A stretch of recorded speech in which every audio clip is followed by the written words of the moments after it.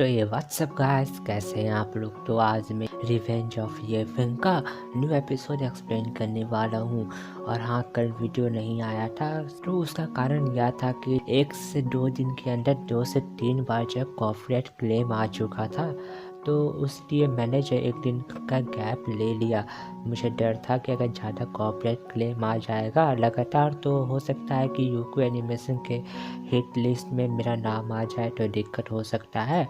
मैं यहाँ पर आपसे एक बात पूछना चाहता हूँ कि आपको जो है सबसे पहले किसका एपिसोड चाहिए, रिवेंज ऑफ ये फिल्म का या फिर the legend of sword immortal का। आपको जिसका एपिसोड चाहिए होगा आप मुझे कमेंट सेक्शन में बता देना, मैं उसका एपिसोड जल्दी लेके आ जाऊँगा। तो चलिए वीडियो को शुरू करते हैं बिना कोई टाइम वेस्ट किए हुए। तो हमारा एपिसोड शुरू होता है जहाँ पर हम देख रहे थे कि ली अपने फादर को समझा रहा था कि यहाँ पंगा लेना सही नहीं है, लेकिन उसका फादर उसको शांत करवाते हुए डॉक्टर यू को बोल रहा था कि क्या तुम किसी भी बंदे लोग को प्रोटेक्ट करने लगते हो। तो सियावलिंग बोल रही थी कि आखिर में तुम किसको यहाँ पर किसी भी बंदे बोल रहे हो, तुम्हें पता भी है इसका नाम ये फेंग है और ये युनमू किंगडम का गॉड ऑफ एलिक्सर है। तो मास्टर नानगोंग बोल रहा था कि क्या एलिक्सर, नहीं मैंने इसके बारे में नहीं सुना है। और रही बात इसका जो गोल्डन निडल टेक्निक है, वो भी कोई मामूली सा टेक्निक होगा दूसरे कंट्री का। तो तभी डॉक्टर यू बोल रहा था नीफेंग को कि लगता है कि इन लोग को आप पर विश्वास नहीं हो रहा है। तो नीफेंग एक पील निकाल के वहाँ पर एक स्याओ फैमिली का सर्वेंट को दे देता है। तो देखकर नांगोंग फैमिली का सब लोग बंदा उसका मजाक उड़ा रहा था। तो स्याओ उसको बोल रही थी कि शांत हो जाओ और अपने सर्वेंट को बोलती है कि जल्द से जल्द यह पील खा लो, कोई दिक्कत नहीं होगा। तो वो सर्वेंट वो पील खा लेता है, लेकिन हम देखते हैं कि कुछ समय तक वहाँ पर कुछ भी हरकत नहीं हो रहा था। तो ये देखकर नानगोंग फैमिली ये फिल्म का मजाक उड़ाने लगता है कि तभी उस सर्वेंट का बॉडी से अचानक से स्पिरिचुअल एनर्जी रिलीज होने लगता है। और हम देखते हैं कि वो वहाँ पर खुश हो रहा था क्योंकि वो अभी तक कल्टीवेशन नहीं कर सकता था, लेकिन अब वो कर सकता था। लेकिन ली बोल रहा था कि नहीं, इसमें क्या बड़ी बात है, एक हाई लेवल का स्पिरिचुअल फ्रूट से भी तो यह चीज़ हासिल किया जा सकता है। कि तभी हम देखते हैं कि वो सर्वेंट वहाँ पर ब्रेक थ्रू करने लगता है और वो जो वहाँ पर ब्रेक थ्रू करते हुए लेवल 3 के मेरिडियन स्टेज पर पहुँच गया था। तो देखकर उन लोग बहुत ज़्यादा हैरान हो गए थे।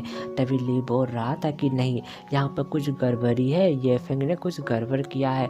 और फिर वो उस सर्वेंट पे अटैक करने के लिए चला जाता है। तो उसका अटैक आता देख वो सर्वेंट उसका अटैक रोकता है और फिर उसको बाउंस बैक करके पीछे ढकेल दिया था। तो उसको देखकर सियावलिंग उस पर हंसने लगती है, बोल रही थी कि तुम तो एक नॉर्मल से कल्टीवेटर से हार गए, तुम आखिर में क्या गधे हो। तो हम देखते हैं कि ली गुस्सा हो रहा था, लेकिन तभी उसका फादर शांत करवाता है उसको। और फिर वो जो है वहाँ पर सीरियस होते हुए बोल रहा था कि मैं ये सब चीज़ भूल सकता हूँ अगर तुम जो है मुझे वह एलिक्सर 50 नहीं 500 दे देते हो। तो ये बात सुनकर ये फिंग बोल रहा था कि आखिर में तुम्हारा हिम्मत कैसे हुआ, मैं वो ध्यान सुआन मिरर अपने बलबूते पर जीता था, तो अगर तुम्हें वह चाहिए तो तुम्हें वह कम्पिटिट करके लेना चाहिए। अब बोल रहा था कि 3 दिन के बाद अगर तुम मुझे हरा देते हो कंपटीशन में तो मैं तुम्हारा वो ट्रेजर वापस कर दूंगा और साथ ही साथ 1 साल के लिए तुम्हारा अल्केमी भी बनूंगा। तो तभी डॉक्टर यू उसको समझाने लगता है कि देखो जो नानगोंग फैमिली है वो बहुत ज़्यादा जीनियस है, उसमें बहुत ज़्यादा बड़े बड़े जीनियस हैं, ली से भी ज़्यादा। तो ये फिंग उसको शांत करवाती हुए बोल रहा था कि मास्टर जेन आपका इसके बारे में क्या ख्याल है। तो वो मास्टर जेन बोल रहा था कि हाँ यह डील कंफर्म होता है।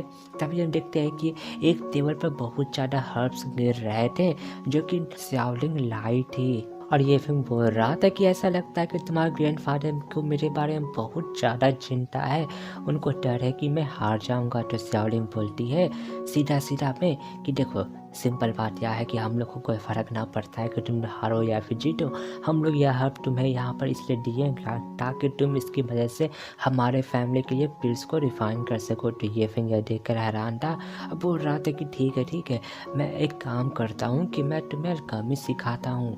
तो सियावलिंग हैरान हो गई थी। तो तभी वो बोल रही थी कि क्या मैं ब्यूटी एलिक्सर बना सकती हूँ, क्या मैं ऐसा पिल बना सकती हूँ जिससे मेरा वजन ना बढ़े, मेरा स्किन ठीक हो जाए, मैं कभी मोटी ना हूँ। तो ये फिल्म बोल रहा था कि हाँ। तभी हमें सुबह का सीन दिखाया जाता है जहाँ पर हम देखते हैं कि सियाओलिंग बार बार फेल होती हुए गुस्सा हो रही थी। तो ये फिल्म उसको समझाता है कि मैंने तुम्हें पहले ही कहा था कि तुम जो है आराम से पिल्स को रिफाइन करो, लेकिन तभी वो जो है उन सारे खराब हुए पिल्स को छूने वाली थी, लेकिन ये फिल्म उसको संभाल लेता है। अब बोल रहा था कि अब ब्लास्ट होने वाला है और हम देखते हैं कि तभी वो ब्लास्ट भी हो जाता है, जिसके कारण जो सियाओलिंग थी उसका थोड़ा सा चक्कर आने लगता है और वो जो ये फिल्म के ऊपर सर रख के वहाँ पर आराम करने लगती है, जहाँ पर ये फिल्म अपने मन में सोच रहा था कि आखिर में यह गधी जो है एक ब्यूटी पिल को रिफाइन करते करते इतना घटिया पिल को कैसे रिफाइन कर सकती है। लेकिन तभी हम देखते हैं कि वहाँ बाहर वो उसका ग्रैंडफादर आकर जब गेट खोलता है तो वो उसको और अपनी ग्रैंड डॉटर को यह पोजीशन में देखकर बहुत ज़्यादा गुस्सा हो गया था ये फिल्म पर, और उसका कॉलर पकड़ के उसको उस रूम से बाहर फेंक देता है उस पर गुस्सा होते हुए, जहाँ पर ये फिल्म उसका पावर देख के बहुत ज़्यादा हैरान हो रहा था। तभी हम देखते हैं कि सियाओलिंग को अपने ग्रैंडफादर को समझाना चाह रही थी और ये फिल्म भी समझाना चाह रहा था, लेकिन उसका फादर सियाओलिंग के मुंह को बंद कर देती है और ये फिल्म को कुछ बोलने का मौका नहीं देता है और अपना डोमेन अपना स्पिरिचुअल पावर में उसको वहाँ पर उसको पीछे धकेलने लगता है, जहाँ पर ये फिल्म उसका पावर देखकर बहुत ज़्यादा हैरान हो रहा था। और तभी उसका ग्रैंडफादर बोल रहा था कि आखिर में तुम दोनों एक दूसरे को कितने समय से जानते हो और तुम्हारा हिम्मत कैसे हुआ, मेरी ग्रैंड डॉटर बहुत ज़्यादा प्रीसियस है मेरे लिए, यह सब करने का तुम्हारा हिम्मत कैसे हुआ। जहाँ पर ये फिल्म उसको समझाने का कोशिश कर रहा था, लेकिन वो ओल्ड मास्टर समझने को तैयार नहीं था। वो उसको बोल रहा था कि मेरे डोमेन से बाहर आ जाओ, उसके बाद मैं सुनूंगा तुम क्या कहना चाहते हो।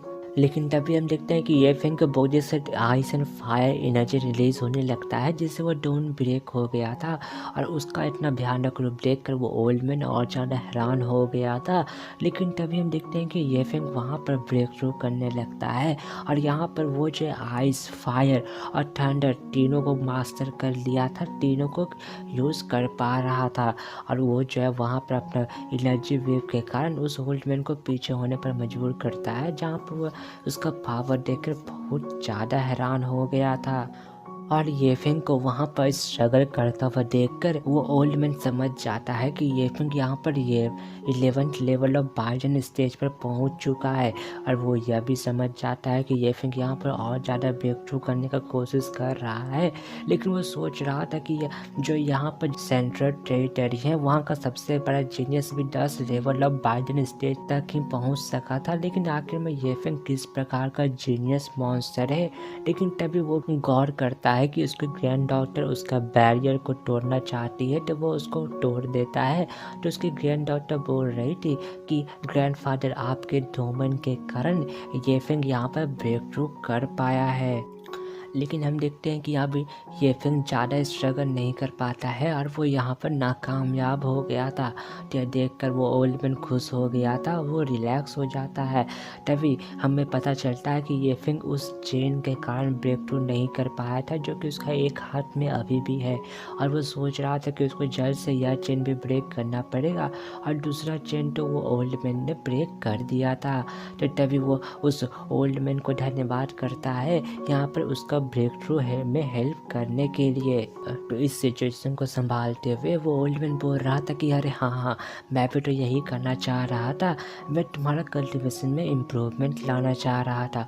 अब बोल रहा था कि तुम जो फ्यूचर में सियाओलिंग को और ज़्यादा अच्छे से सिखाना, और वो सियाओलिंग को कुछ बोलने से मना करता है और वहाँ से लेके जाने लगता है, जहाँ पर सियाओलिंग उसको बोलती है कि ग्रैंडफादर आपका तो माइंडसेट बहुत ज़्यादा जल्दी चेंज हो जाता है। तो उसका ग्रैंडफादर बोल रहा था कि देखो मेरा बात याद रखना कि फ्यूचर में तुम ये फिंग के साथ अच्छा रिलेशन क्रिएट करो, और बोल रहा था कि तुम्हारा अगर उसके साथ शादी हो जाता है तो हम लोग को जो हम लोग का फैमिली सेंट्रल टेरिटरी में टॉप में आ सकता है। तो देख कर सियाओलिंग घर शर्माते हुए बोल रही थी कि ग्रैंडफा आप कुछ ज़्यादा ना सोच रहे हैं। और फिर तभी हम ब्लैक इंक्यूबेशन हॉल के मास्टर का सीन देखते हैं, जो कि जिसको पता चल गया था कि उसका जो प्लान है वो फिर से ख़राब हो रहा है और इस बार भी ये फिंग ये देख वो बहुत ज़्यादा गुस्सा हो रहा था।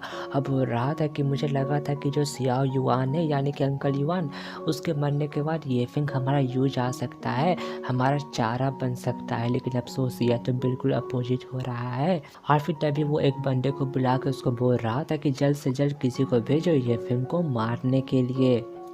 तो वो सर्वेंट बोल रहा था कि लेकिन हॉल मास्टर ने तो कुछ और कहा। तो वो बंदा बोल रहा था कि हॉल मास्टर बहुत ज़्यादा ही दयालु है, उनको इनके बारे में क्या ही पता होगा, जैसा मैं कह रहा हूँ वैसा ही करो। तो वो बंदा वहाँ हाँ बोलते हुए वहाँ से चला जाता है। और इसी के साथ हमारा एपिसोड यहीं पर ख़त्म होता है।